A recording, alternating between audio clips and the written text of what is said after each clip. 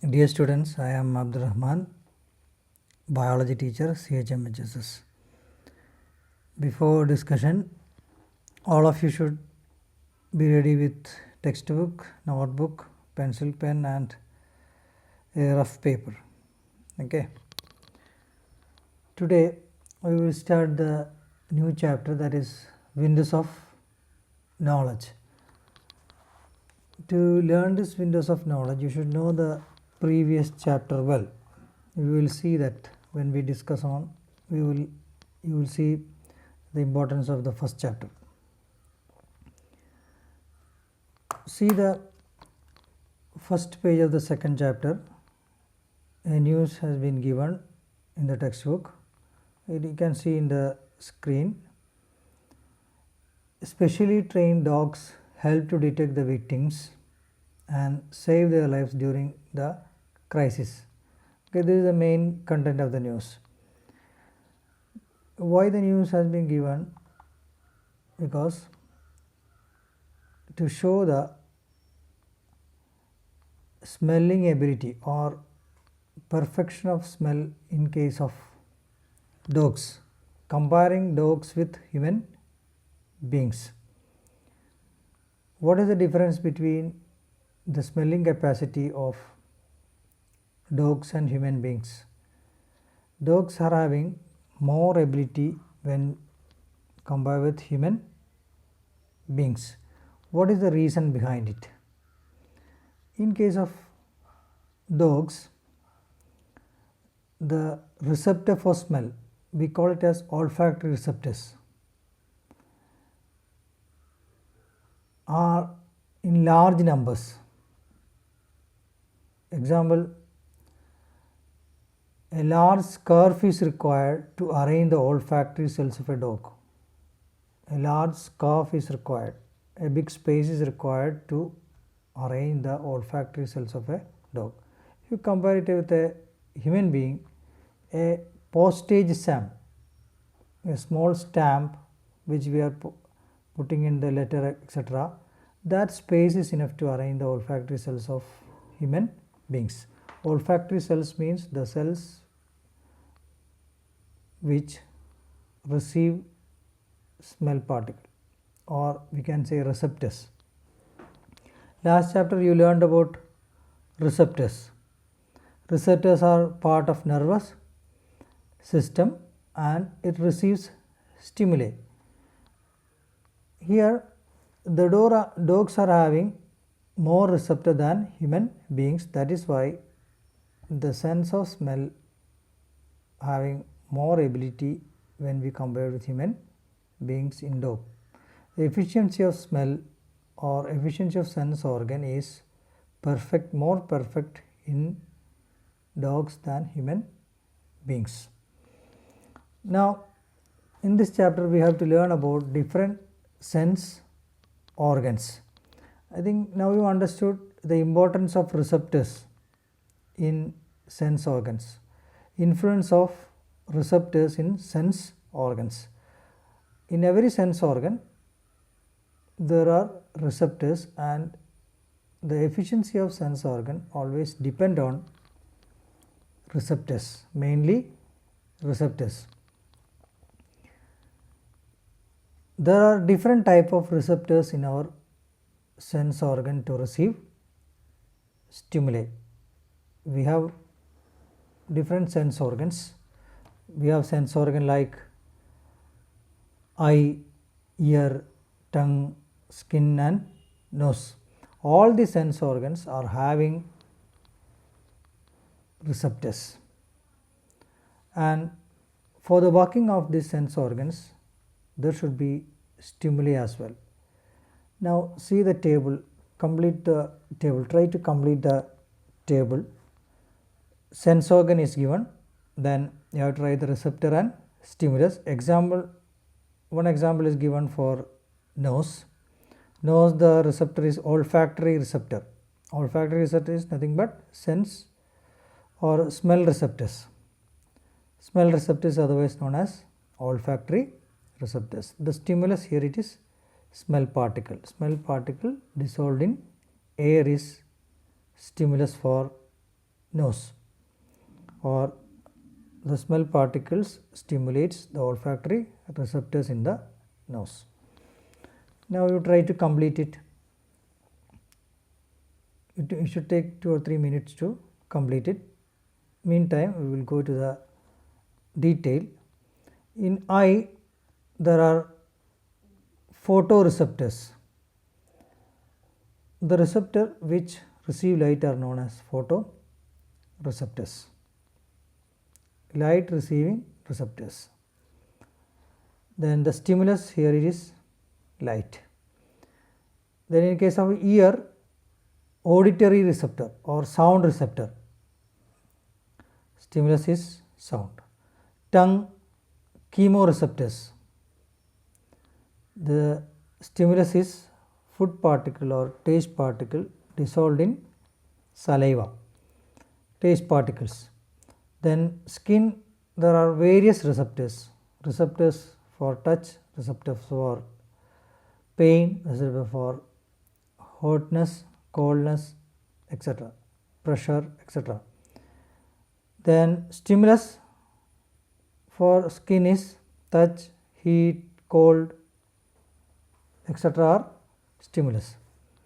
Then in case of nose, as I told you, olfactory receptor, smell receptor and smell particle. These are the receptors and stimulus in different sense organ in our body. Now we need to learn about different sense organ in detail. First of all, it is eye. Now first let me give you a question. Write down, where is the eye located? Location of eye. Try to write it. Where is our eye? Is it in the face or else? The position of eye is in the eye socket. It is part of skull.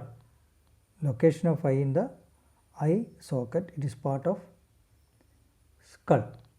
I think all of you know socket. Bulb, our normal bulb is in the socket. Likewise, a socket is there in the skull to fix the eyeball. Eye is in spherical shape and it is fixed in the eye socket. Before going to the detail of the structure of eye, let us see how eye are protected, how eyes are protected. Let us see the protection of eye.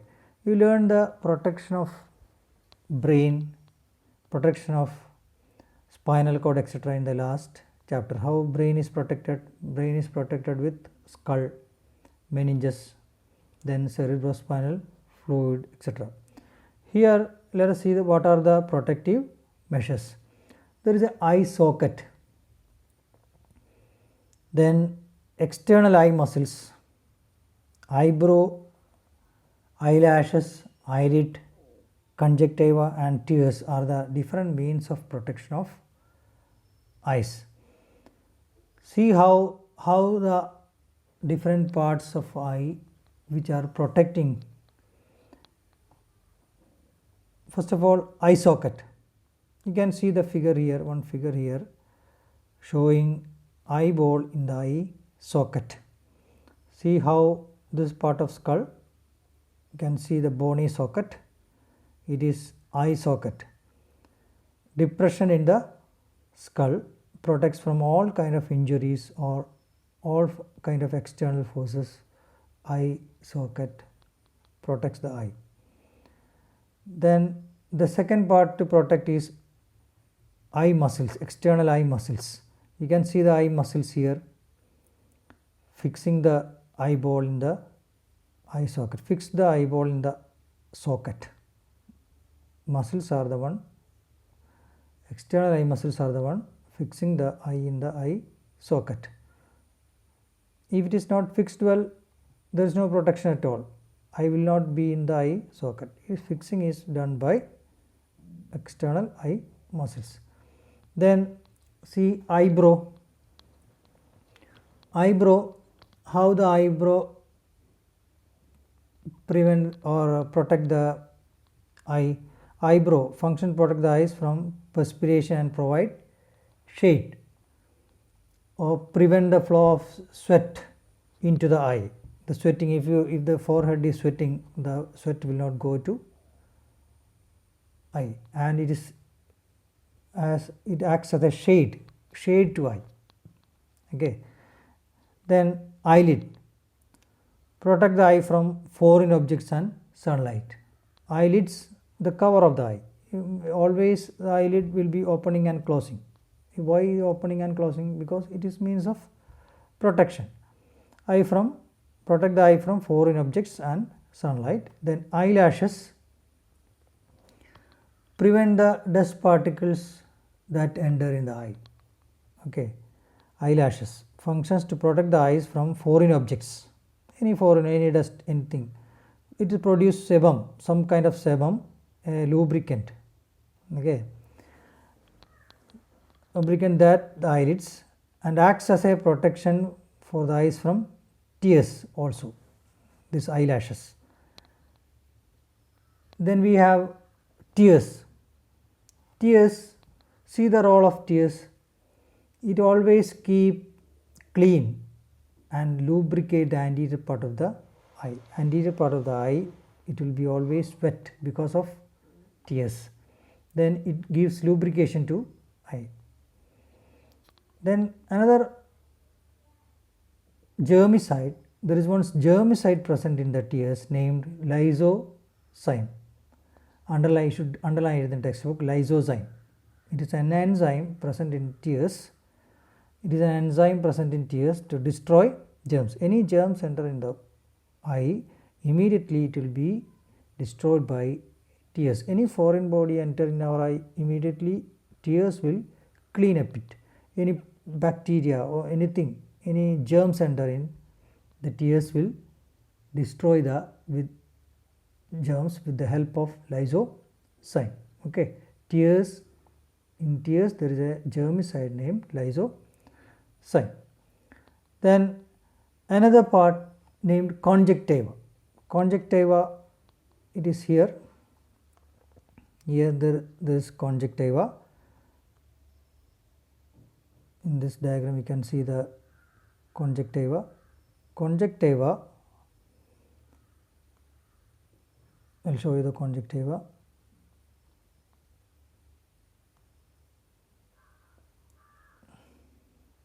Conjunctiva will be here, this area, this part, and this conjunctiva secretes mucus.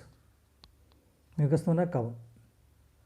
You can see when we get up early in the morning, you can see small amount of mucus in the sides of the eye. Okay, here mucus which is protect the anterior part of the eye from being dry. Always the eye will be wet because of conjunctiva. These are the protective measures of eye. You have to write it in your notebook. What are the protective measures of eye? Eye socket, external eye muscles, eyebrow, eyelid, eyelashes, conjunctiva and tears. You have to write in detail the role of each.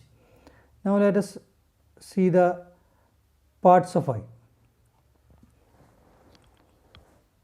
Here you have to draw the diagram in your notebook. In Victor's channel, during Victor's channel, they have shown how to draw the diagram. Okay, repeatedly see the Victor's channel and it will be more clear how to draw the diagram of eye. Now I am showing the different parts of eye here. We will go to the details of different parts of eye. See the diagram, it is section of eye. First let us see the layers of eye. Which are the layers of eye? See here.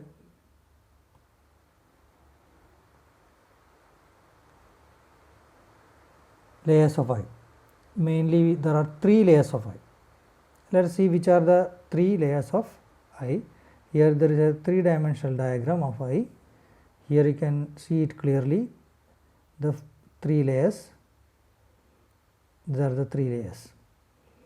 First layer sclera.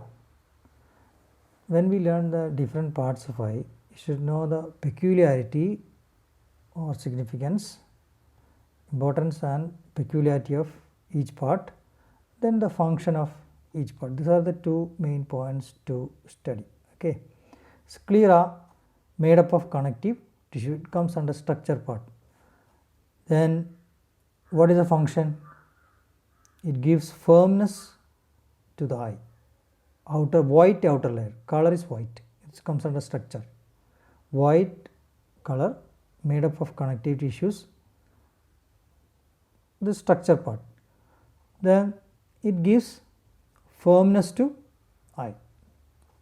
The eye is firm because of sclera, outer layer. The second layer is, you can see in reddish color, reddish brown color it is. In diagram it is given in somewhat reddish color. It is middle layer which contains large number of blood vessels. This is the middle layer, structure wise middle layer, and it contains large number of blood vessels. If there is blood vessels, naturally you know it, blood is providing nutrient and nourishment to each and every part of the body, nutrients and oxygen. Okay, here also middle layer which provides nutrient and oxygen to the cells of body, provides or supply oxygen and nutrient wherever required.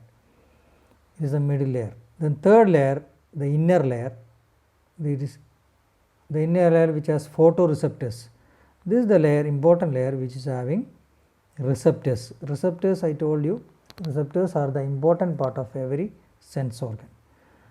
When the number of receptors increase, the organ will be more efficient in its function. Okay. So retina is very important. Why? Because it has photoreceptors. Detail of photoreceptors we will study in the next portion, this same chapter. These are the three layers of eye: sclera, choroid and retina. Now the other part related with sclera, we will continue with each layer and related part in the layer. Cornea, you can see cornea. See, where is the cornea? Cornea we can show here. This part is cornea, we can label it as cornea. Okay. Cornea, projected anterior part of sclera, anterior part of sclera. Sclera, you learn the sclera, and anterior part of sclera is cornea. Role is refracts light. See, when the light falls on cornea, refracts to pupil and rich lens. Okay, refracts light. You learned refraction in physics. This is the role of cornea. Now conjunctiva. In protection we discussed conjunctiva. Conjunctiva which covers and protects the front part of sclera except the cornea. When we label conjunctiva, it is here. Okay, it should not go to cornea part, always label here. Here it is conjunctiva. Front part of sclera except cornea. Cornea is not covered with conjunctiva. The side of this conjunctiva, what is the role of conjunctiva? Secretes mucus which protect the anterior part of eyeball from being dry. Always keep the eye wet with the help of conjunctiva. Now see the next part. It is related with choroid. Choroid is the second layer. First of all, iris. See the iris. Where is the location? Part of choroid seen behind cornea. You can see the cornea here. Behind cornea, the iris. Okay, this is the position. Then function is, one of the main function is the presence of pigment melanin gives the iris a dark color. In iris there is a pigment named melanin which gives color to the eye. You can see the iris here. The eye of different persons, or we can say different color. That is not artificial, it is natural eyes. Is it same color? The color difference is due to the presence of melanin, the pigment. Iris is different. Okay. Continent wise or country wise or genetically there will be different eyes. This is due to the melanin which is present in the iris. Melanin is the pigment give color to iris. It depends, color of the eye depending upon, always depending upon melanin which is present in the iris. Then pupil, next part is pupil. Pupil, aperture seen at the center of the iris. In between iris there is an aperture named pupil. Through pupil the light enters to the lens. The light which is refracted by cornea, the light is coming to, the light which are coming to eye through cornea, once it is refracts or reaches pupil, through pupil it reaches lens, from lens it goes to retina. Okay. Here pupil having the ability to increase the space because of iris. Okay, aperture seen at the center of the iris, the aperture increases and decreases depending on the intensity of light. Depending on the light, this apertures can change its size. You can see here, this is iris, the black colored part is pupil. Pupil is forming, or pupil is the aperture in between the iris. The size can increase and decrease. Okay, we will learn how it is increasing and decreasing in the next topic. This is all about pupil and iris. Now let us see the next part is related with choroid. Choroid only. Lens, elastic, transparent, convex lens. Our lens is convex. We learned about convex and concave. Our lens is convex lens. Here the convex lens is connected with iris, with choroid. We can say ciliary muscles, connected to ciliary muscles by thread-like filaments. Here you can see the ciliary muscle and ligament is there. I will show you in the next part. Here lens is here, ciliary muscle here.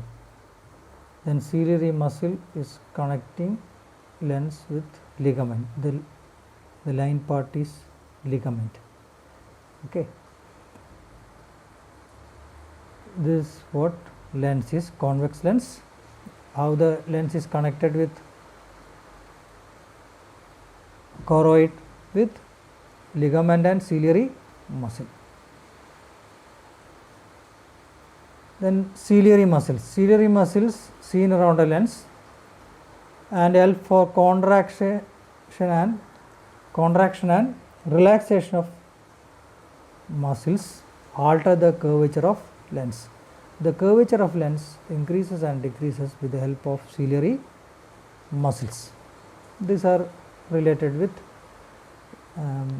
lens and ciliary muscle. You can see once again, see the position of lens and ciliary muscles.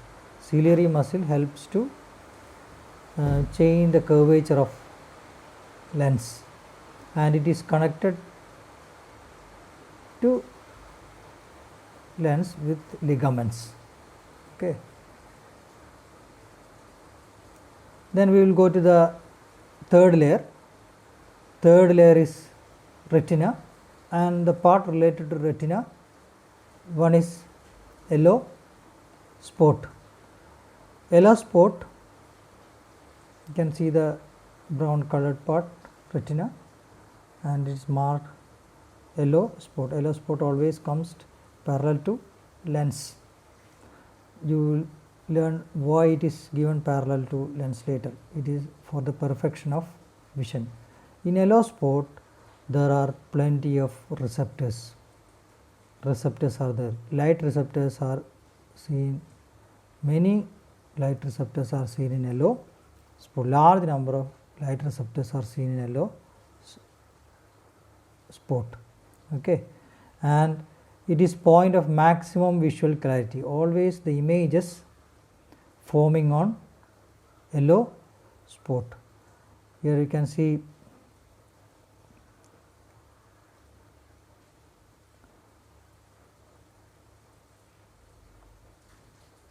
the light falls on cornea, then it passes through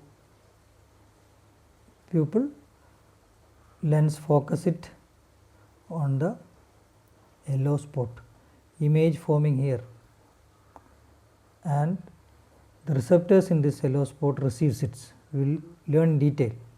Okay, and yellow spot having more photoreceptors. Then another point is blind spot. Blind spot where the optic nerve starts and no vision, no receptors are seen in this part. No receptors are there. Blind spot, because nerves are starting from there and no receptors. The light falls on blind spot. If the image is forming on blind spot, we won't be able to see things. Next is optic nerve. Optic nerve is the part which transmit impulses to the brain.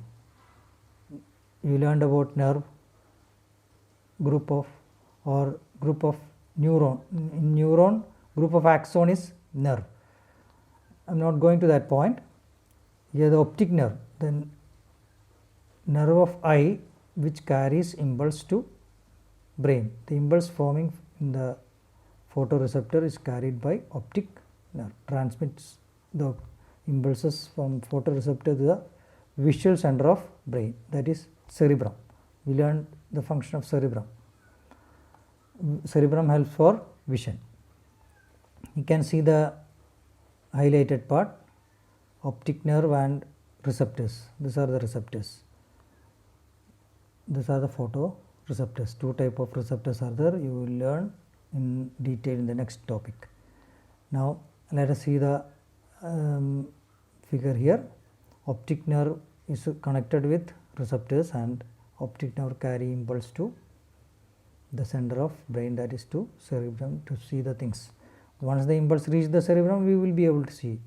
Okay, if not reaching, we won't be able to see. Next, another part related to it is eyes, the two chambers. Eye are having two chambers, that is vitreous chamber and aqueous chamber. See the vitreous chamber, location of vitreous chamber. You can see lens here and retina. Between lens and retina, the space is known as vitreous chamber. Then another chamber between cornea and lens. Between cornea and lens, a small chamber named aqueous chamber. Let us see the detail of this.